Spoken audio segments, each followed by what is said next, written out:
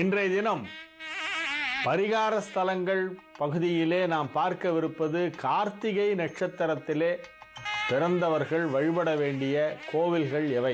கார்த்திகை நட்சத்திரத்திற்கு அதிதேவதை அக்னி, பிரத்யதி தேவதை கடவுள் முருகன். கார்த்திகை நட்சத்திரம் 1ஆம் பாதத்திலே பிறந்தவர்கள் மேஷராசி. கார்த்திகை நட்சத்திரம் 2, 3, 4ஆம் பாதத்திலே பிறந்தவர்கள் ரிஷபராசி. அதிதேவதை அக்னி, பிரத்யதி தேவதை முருகன், மரம் அத்தி மரம். வழிபட வேண்டிய கோவில்கள் காஞ்சிபுரம் வரதராஜ பெருமாள் கோவில், அத்தியூரான் என்று பெயர் அவனுக்கு, அத்திவரதர் என்று அந்த வரதனுக்கு பெயர். அத்தி மரத்தாலான வரதராஜ பெருமாளின் திருவுருவச் சிலை ஒன்று அங்கே உள்ள குளத்திலே தீர்த்தத்தின் உள்ளே பெட்டியில் வைத்து பேழையிலே வைத்து உள்ளே மூடி வைக்கப்பட்டிருக்கிறது. 40 வருடத்திற்கு ஒரு முறை அதை வெளியே எடுத்து பொதுமக்கள் தரிசனம் செய்வதற்கு வசதியாக வைப்பார்கள். ஒரு சில நாட்கள் மட்டுமே அந்த அத்திவரதரை நாம் தரிசனம் செய்ய முடியும்.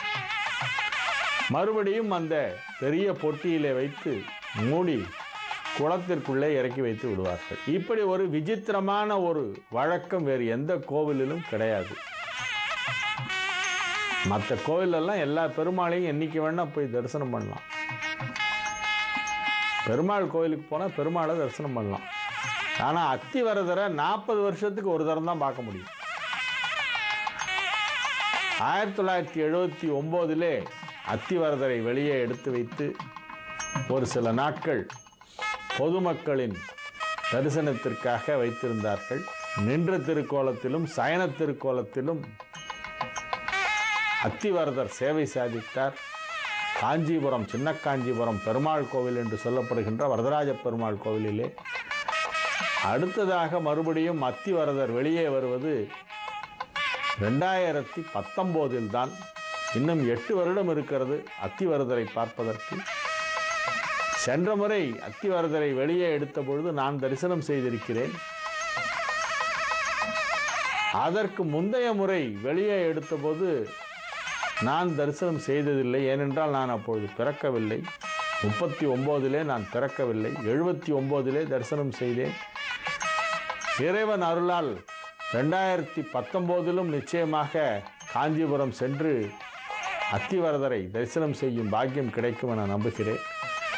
கார்த்திகை நட்சத்திரத்திலே பிறந்தவர்கள் வழிபட வேண்டிய தலங்களுள் மிக முக்கியமானது காஞ்சிபுரம் வரதராஜ பெருமாள் கோவில். திருவொற்றியூர் தியாகராஜர் கோவிலும் கார்த்திகை நட்சத்திரக்காரர்கள் வழிபட வேண்டிய கோவில். திருவொற்றியூரிலே இருக்கின்ற கோவிலுக்கு பெயர் தியாகராஜ சுவாமி கோவில் என்று பெயர். தியாகராஜ சுவாமி என்பது சிவபெருமானின் திருநாமம். திருவொற்றியூரிலே அம்பிகையின் திருநாமம் வடிவுடையம்மை, சுவாமியின் திருநாமம் தியாகராஜர். மாணிக்க தியாகேசன் என்று அங்கே தியாகராஜர் அழைக்கப்படுகிறார். புற்றிடம் கொண்டான், படம்பக்கநாதர், ஆதிபுரீஸ்வரர் என்றெல்லாம் பல திருநாமங்கள் அங்கே ஈஸ்வரனுக்கு உண்டு. அங்கே 2 ஈஸ்வரன் சந்நிதி, ஒன்று தியாகேசனாக தியாகராஜராக இருக்கிறார், மற்றொன்று சிவலிங்க திருமேனியாக சுயம்புலிங்கமாக தீண்டா திருமேனியாக இருக்கும் ஈசன் ஒருவர். அந்த தியாகராஜ சுவாமி கோவிலிலே 27 நட்சத்திரங்களுக்கான தனித்தனி சந்நிதிகளும் இருக்கின்றன. ஒவ்வொரு நட்சத்திரமும் வந்து சிவபெருமானை லிங்க வடிவிலே பிரதிஷ்டை செய்து வழிபட்ட இடம் 2 தான்.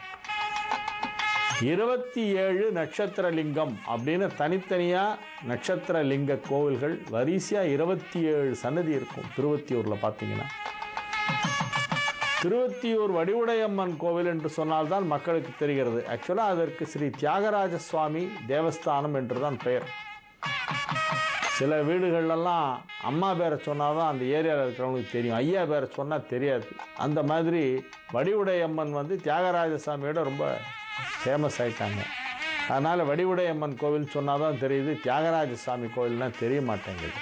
அந்த தியாகராஜ சுவாமி கோவிலில் 27 நட்சத்திரங்களுக்கும் தனித்தனியாக சன்னதி இருக்கிறது. அஸ்வினி லிங்கம், பரணி லிங்கம், கார்த்திகை லிங்கம், ரோஹிணி லிங்கம், மிருகசீரிஷலிங்கம், திருவாதிரை லிங்கம், புனர்பூசலிங்கம் என்று வரிசையாக புனர்பூசம், பூசம், ஆயில்யம், மகம், பூரம், உத்திரம், ஹஸ்தம், சித்திரை, சுவாதி, விசாகம், அனுஷம், கேட்டை, மூலம், பூராடம், உத்திராடம், திருவோணம், அவிட்டம், சதயம், போரட்டாதி, உத்திரட்டாதி, ரேவதி என 77 நட்சத்திரங்களும் வந்து வழிபட்ட இடம் திருவொற்றியூர். அதே போல திருவிடைமருதூரிலும் இருக்கிறது. தமிழ்நாட்டில் தான் இது போல நட்சத்திர லிங்கங்கள் எல்லாம் இருக்கின்றன. அதுவும் 2 ஊர்களில் தான். ஒன்று சென்னை திருவொற்றியூரிலே, மற்றொன்று திருவிடைமருதூர் கும்பகோணம் அருகிலே இருக்கிறது மகாலிங்க சுவாமி தேவஸ்தானம். அங்கேயும் இதே போல 27 லிங்கங்கள். அதிலே போய் அவரவர் பிறந்த நட்சத்திர நாளிலே அந்த கோவிலுக்கு சென்று தாம் பிறந்த நட்சத்திர லிங்கம் எதுவோ அந்த சிவலிங்கத்திற்கு பூஜை செய்துவிட்டு, அர்ச்சனை செய்துவிட்டு, வழிபாடு செய்துவிட்டு வர வேண்டும். எப்போவுமே சிவன் கோயிலுக்கு போனால் அபிஷேகம் முக்கியம். எந்த சிவன் கோயிலுக்கு போனாலும் அபிஷேகம் பண்ண முடியுமா இந்த டயத்தில் அப்படின்னு கேட்கணும். முடிஞ்சால் அபிஷேகம் பண்ணணும். அப்படி இல்லைன்னா வில்வம் வாங்கி கொடுத்து அர்ச்சனை பண்ணணும். அதுதான் ரொம்ப முக்கியம். கார்த்திகை நட்சத்திரக்காரர்கள் வழிபட வேண்டிய கோவில்களில் 2 கோவில்களை மட்டும் இன்று சொல்லியிருக்கிறேன். ஒன்று காஞ்சிபுரம் அத்திவரதர், அத்தியூரான், வரதராஜ பெருமான், பேரொருளாளன், தேவாதி தேவன், அந்த பெருமாளை பற்றி சொல்லியிருக்கிறேன்.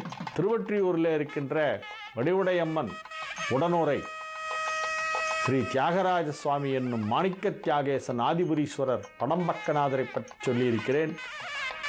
அடுத்த நிகழ்ச்சியிலே, நாளைய நிகழ்ச்சியிலே கானாட்டு முள்ளூர் அப்படின்ற ஒரு கோயிலை பற்றி சொல்ல போகிறேன்.